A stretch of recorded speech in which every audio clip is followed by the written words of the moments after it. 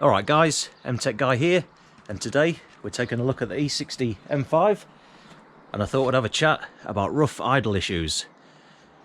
Now I know some of you guys out there have had trouble with this issue, so what I'll do is I'll run through some of the common causes and also where to start looking if you do experience this issue. Okay, so before we delve into it, let's just understand the four main contributing factors to an engine idle issue. So first up, your air-fuel ratio could have gotten skewed, so you've got your fuel, it's either getting too much fuel or in most cases not enough fuel, and then you've got your air, so it's either got a restriction somewhere or it's letting too much air in, it's sneaking past some of the sensors and the computer isn't accounting for it, it's what you call unmetered air. And then third, you've got your spark, so it might be an ignition problem. And then last but not least, fourth, it could be an internal engine issue, it could be a compression issue. Alright, so your M5's playing up a bit, you've got an irregular idle with your S85 engine, so where do you start? There's so many contributing factors. Where do you begin to start looking? So let's start at the beginning. So what fuel are you putting in the car? Now these cars call for 98 octane. You can get away with 95 octane in some cases, depending on the region that you're in and the quality of the fuel, but can be a bit hit and miss. And then 91 octane, just steer well clear of that. It's a low octane, the car's computer will want to retard the timing back that much that the car will run like crap. And 91 octane is pretty dirty fuel anyway, so you want to steer well clear of that, stick to 98 octane. Now I know that using 98 seems like a pretty obvious point, but there are some of you guys out there who've just bought these cars, not owned an M car before, and might just be sticking the usual fuel that you use, that you normally buy, so you know, it's fair enough. So that's the first thing you want to think about anyhow. Alright, so once we've got the correct fuel in the car, the next stage is that it's going to go through the fuel filter, which lives under the rear seat on the left hand side there. Now you've got to think about how long it's been since that fuel filter's been replaced, because if it's the original one or it hasn't been replaced for a long time, it's going to be pretty dirty and this will cause a restriction.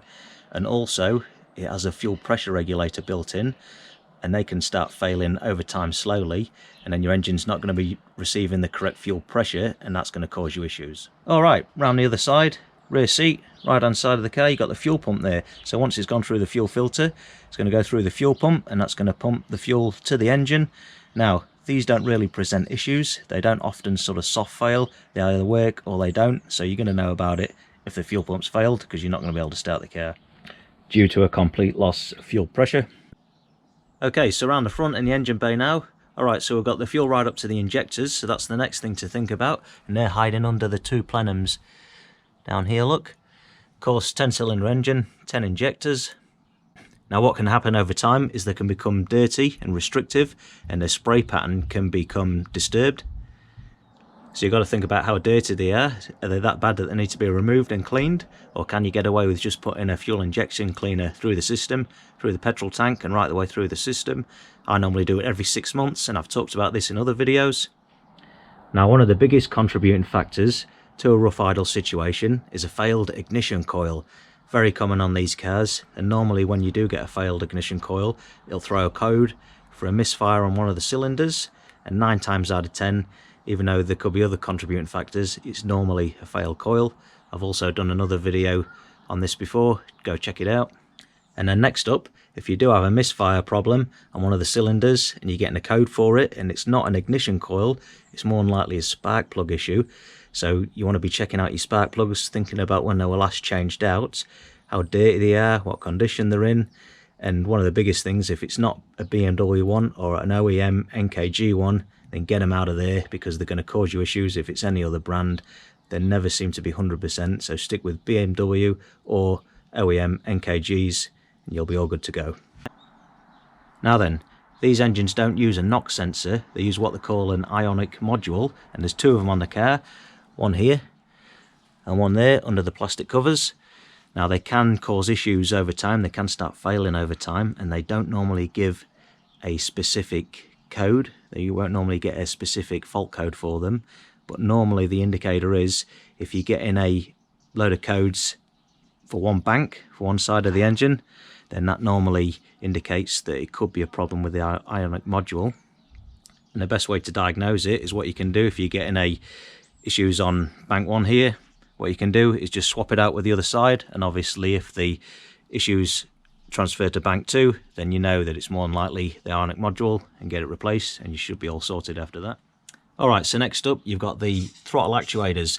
You've got 2 on the car, and they both sit under the plenums there, 1 for each bank. Now they do fail quite frequently on these engines, a very common problem, And it's normally 1 or 2 things when they fail. It's usually the plastic gears inside of them.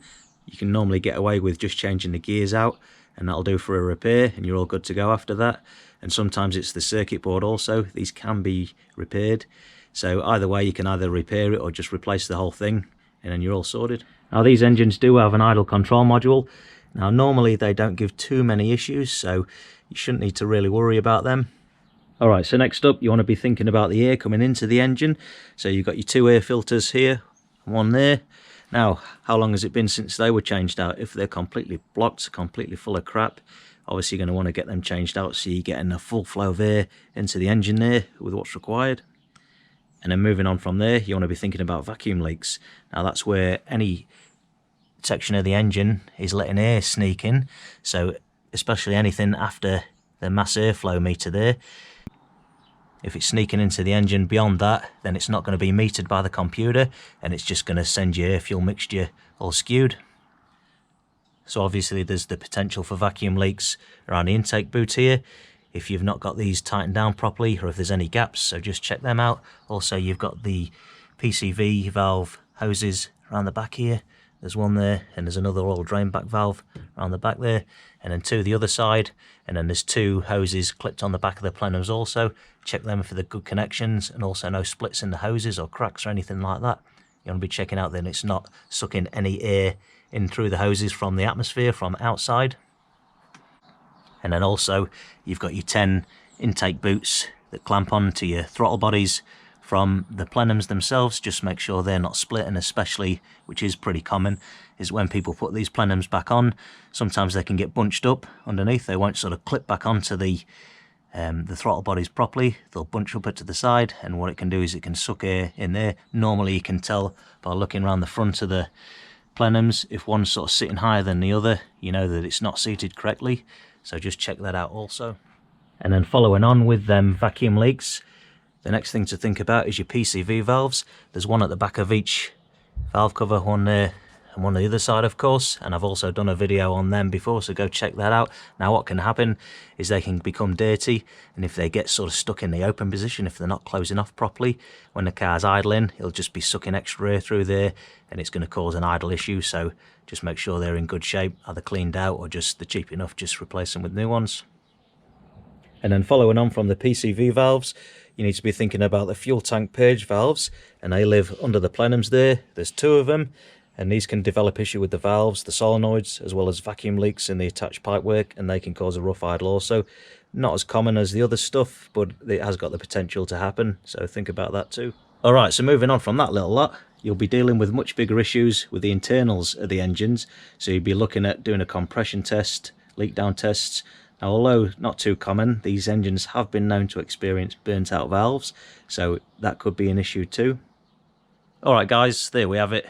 There's a few pointers if you're dealing with rough idle issues on your E60 M5. So yeah, start at the beginning, start with the small stuff, and then working onto the more common stuff, and use a decent BMW dedicated scan tool or the correct software to go through a diagnosis. Hope you guys found this video useful. Don't forget to check out the rest of my channel for more M5 content. Give it a like and subscribe. I'm MTech Guy. Thanks for watching.